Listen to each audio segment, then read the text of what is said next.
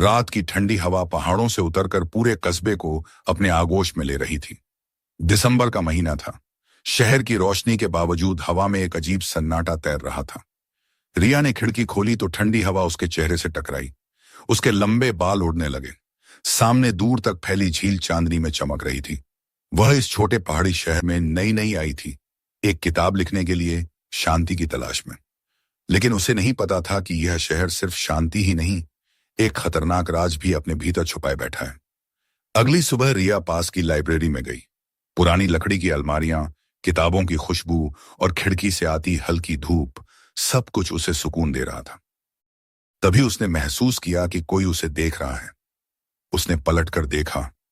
लंबा कद, गहरी आंखें, हल्की दाढ़ी, काली जैकेट में खड़ा वह युवक उसकी ओर देख रहा था। आप नई हैं यहां? उसने धीमी आवाज में पूछा। जी, रिया, उसने मुस्कुराकर जवाब दिया। आरव, उसने हाथ बढ़ाया। उनकी उंगलियां छुईं तो जैसे एक हल्की सी बिजली दौड़ गई। रिया ने नजरें झुका ली। उसके गाल हल्के गुलाबी हो गए। आरव की आंखों में एक अजीब गहराई थी, जैसे वह कुछ छुपा रहा हो। दिन गुजरते गए। रिया और आरव की मुलाकातें बढ़ने लगीं। कभी झील किनारे कॉफी, कभी पहाड़ी रास्तों पर लंबी सैर। एक शाम झील के पास हल्की बारिश होने लगी। रिया फिसल गई। आरव ने उसे अपनी बाहों में थाम लिया।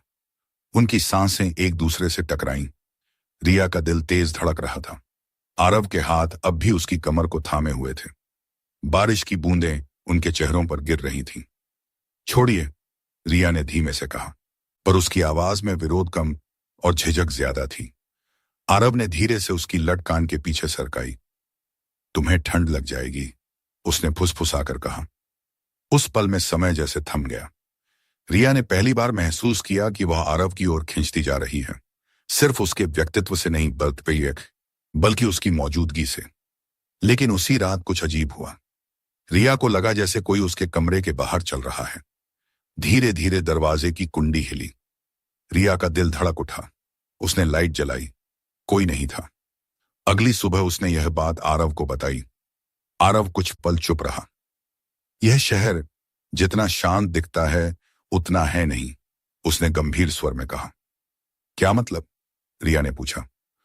कुछ महीने पहले यहां एक लड़की की रहस्यमयी मौत हुई थी। झील में मिली थी उसकी लाश। रिया सिहर उठी। और लोग कहते हैं वो अब भी यहां भटकती है। रिया ने हंसने की कोशिश की, लेकिन उसके दिल में डर बैठ चुका था। उस रात आरव रिया के घर आया। बाहर तेज हवा चल रही थी, बिजली कड़क रही थी। रिया ने मोमबत्तियां जलाईं। कमरे में हल्की पीली रोशनी फैल गई। डर लग रहा है? आरव ने पूछा। रिया ने सिर हिलाया। आरव ने उसका हाथ थाम लिया। मैं हूं ना। उसके स्पर्श में गर्माहट थी। रिया उसके सीने से लग गई। उसने महसूस किया कि आरव की धड़कन भी तेज थी। आरव ने उसके माथे पर हल्का सा चुंबन रखा। रिया की आंखें बंद हो गईं। उसके हाथ अनायास आरव के कंधों पर आ टिके। उनके बीच की दूरी अब नाम मात्र रह गई थी।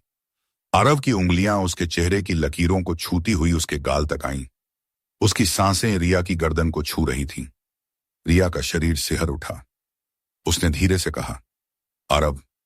आरव ने उसकी ठोड़ी उठाई और उनके होंठ हल्के से छू गए। वो पल न तो जल्दबाजी का था, न ही वासना का। वो एक गहरी चाहत का इजहार था। मोमबत्तियों की लौ कांप रही थी, जैसे वो भी उस रहस्य को महसूस कर रही हो जो बाहर अंधेरे में मंडरा रहा था। अगले दिन रिया को एक अजीब लिफाफा मिला। उसमें एक पुरानी तस्वीर थी। तस्वीर में आरव और वही लड़की थे जिसकी मौत हुई थी। रिया के हाथ कांप गए। क्या आरव उससे कुछ छुपा रहा था? वो सीधे आरव के घर पहुंची। यह क्या है? उसने तस्वीर उसकी ओर बढ़ाते हुए पूछा। आरव की आंखों में दर्द उभर आया। वो मेरी मंगेतर थी, उसने धीमे से कहा। मौत कैसे हुई उसकी? आरव चुप रहा। लोग कहते हैं मैंने उसे मारा, लेकिन सच कुछ और है। उसकी आवाज भर्रा गई। उस रात हम झील किनारे थे। किसी ने हमें धक्का दिया। मैं बेहोश हो गया।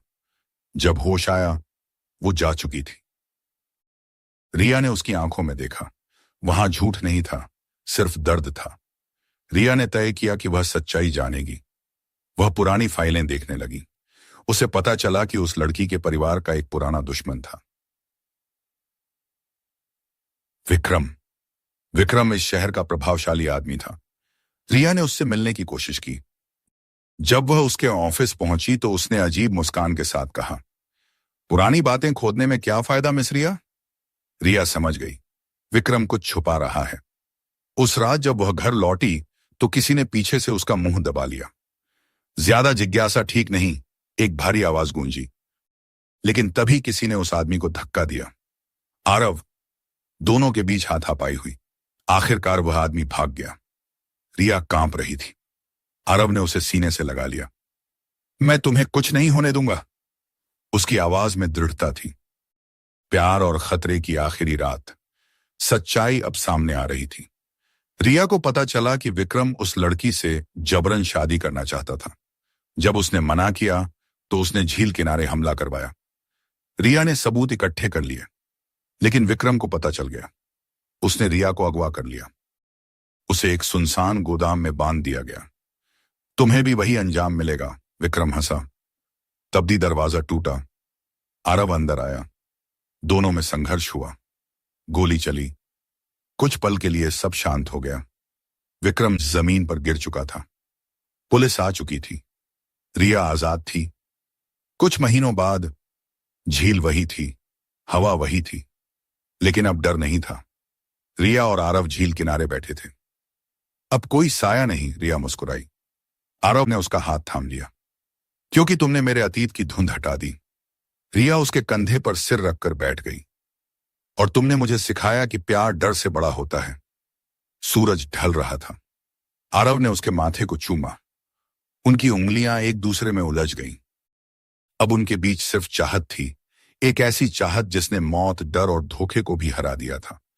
झील की सतह पर चांद का प्रतिबिंब उभरा और धुंध के उस पार एक नई शुरुआत उनका इंतजार कर रही थी।